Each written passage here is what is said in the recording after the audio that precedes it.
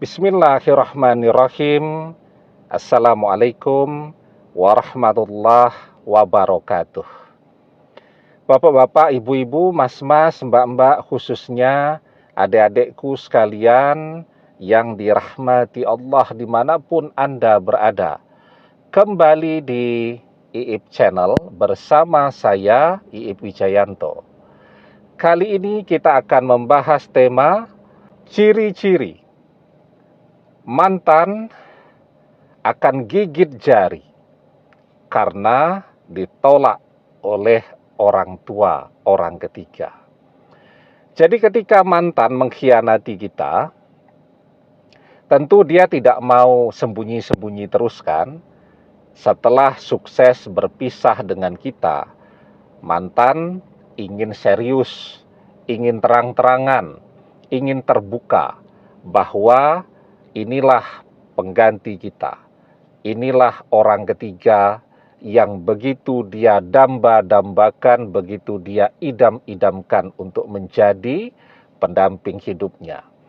Misal ya, suami istri ini terpaksa bercerai karena suaminya berkhianat, tergoda, terpesona, mengejar-ngejar janda muda tentu usianya lebih muda, lebih cantik, lebih fresh, dan seterusnya kan, daripada istrinya yang mungkin sudah berumah tangga selama belasan tahun, yang mungkin dia sudah mengalami kejenuhan, dan seterusnya.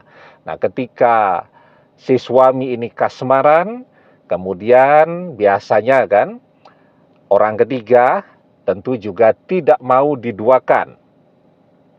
Dia mau menjadi satu-satunya istri. Nah, maka si suami ini kemudian menceraikan istrinya ya, untuk bisa menikah dengan janda muda tadi. Nah, maka sesungguhnya apa iya keinginannya untuk serius tadi, berumah tangga dengan janda muda tadi, menikah dengan janda muda itu akan bisa terrealisasi seperti apa yang dia bayangkan, atau justru sebaliknya, dia akan gigit jari. Dia tidak akan mendapatkan apapun ya. Dia harus berpisah dengan istrinya, bahkan juga mungkin dimusuhi oleh anak-anaknya karena anak-anaknya jengkel melihat bapaknya mengkhianati ibunya ya, dan juga ditolak oleh keluarga orang ketiga ini. Nah, ciri-cirinya yang pertama, kita bisa melihat profil dari orang tuanya orang ketiga. Mereka orang yang baik-baik, mereka punya pendidikan yang bagus, mereka punya pekerjaan yang baik. Keluarga mereka juga baik-baik saja. Misal mereka punya beberapa anak ya, yang mungkin yang gagal pernikahannya cuma satu anak ini. Yang lain baik-baik saja. Artinya keluarga mereka juga keluarga yang rukun dan bahagia. Nah, dengan latar belakang seperti ini, sepertinya amat sangat sulit bagi keluarga orang ketiga untuk menerima mantan masuk ke dalam keluarganya. Apalagi zaman media sosial ini. Mereka bisa mencari tahu apa latar belakang si mantan ini. Seperti apa dia? Oh, ternyata dia sudah berkeluarga. Dia sanggup menceraikan istrinya. Dia sanggup dimusuhi oleh anak-anaknya demi mengejar cinta yang baru.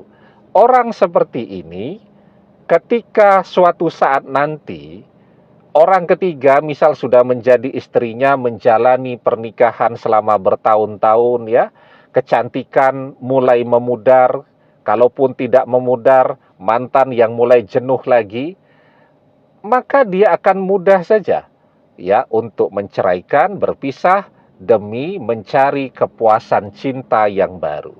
Nah, jadi siapa mantan ini akan dipelajari itu oleh orang tuanya, orang ketiga. Nah, maka kalau kita melihat ciri-ciri latar belakang seperti ini, sepertinya orang tua, orang ketiga tidak akan mau menerima mantan sebagai calon menantu mereka. ya. Kemudian yang kedua, ketika mantan ini punya latar belakang menceraikan istrinya, ya, dan itu bisa diketahui di media sosial, bahwa keluarganya orang ketiga kan tidak cuma terbatas kepada orang tuanya. Ada paman-pamannya, ada bule-bulenya, bude-budenya, dan seterusnya ya. Semua juga akan mencari tahu tentang siapa mantan ini. Maka ketika mantan punya latar belakang menceraikan istrinya demi agar bisa menikah dengan orang ketiga, maka orang tuanya tentu akan dapat banyak masukan juga tuh dari keluarga besarnya. Jangan diterima. Kenapa?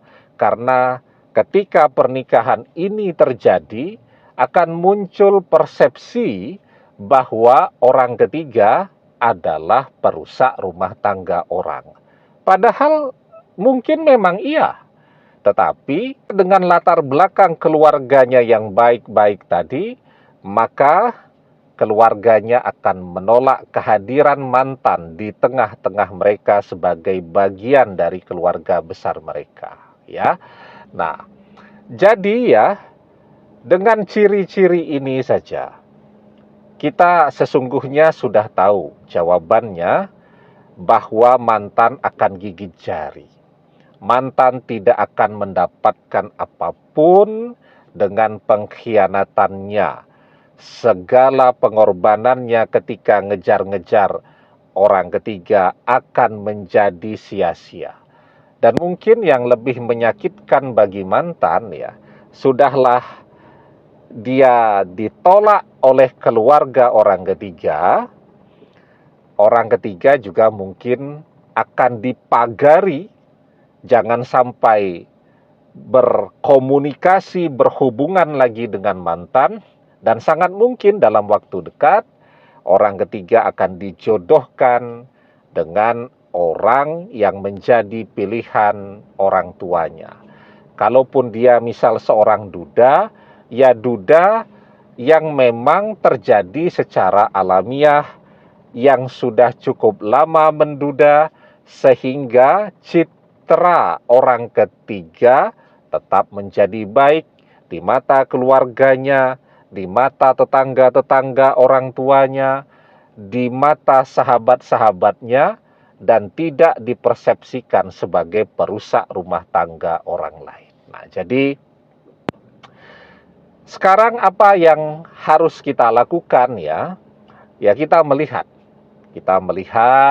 apa yang terjadi pada kehidupan mantan ya. Kalaupun misalnya mantan ini adalah seseorang yang punya filosofi daripada sendiri, lebih baik kembali ya. Nah, maka tentu kita harus istikharah dulu tuh untuk menerima mantan yang sudah punya pengalaman mengkhianati untuk bisa kembali bersama lagi. Karena sangat mungkin ya, kalau diterima untuk kembali bersama lagi, mantan yang seperti ini akan mengkhianati kembali. Nah, sekarang yang penting kita memikirkan ini dengan tenang ya, agar jangan sampai misal ketika mantan meminta untuk kembali, dan itu akan membuat kita menjadi susah lagi di kemudian hari. Sekarang kita lihat saja apa yang terjadi pada mantan dan terus berdoa, kita memohon kepada Allah agar diberikan yang terbaik. Artinya kalau kita menerima mantan untuk kembali kepada kita, jangan sampai mantan yang kembali ini mengkhianati lagi. Tapi kalau kira-kira mantan ini akan mengkhianati lagi, maka kita meminta kepada Allah untuk diberikan ganti seseorang yang setia, yang jauh lebih baik daripada mantan. Terus berdoa. Laisa sayun akrama Allahi ta'ala minad du'a. Tidak ada yang lebih penting di sisi Allah daripada doa. Terus berdoa. Demikian, semoga bermanfaat. Wallahu a'lam bissawab, billahi taufik wal hidayah. Assalamualaikum warahmatullahi wabarakatuh.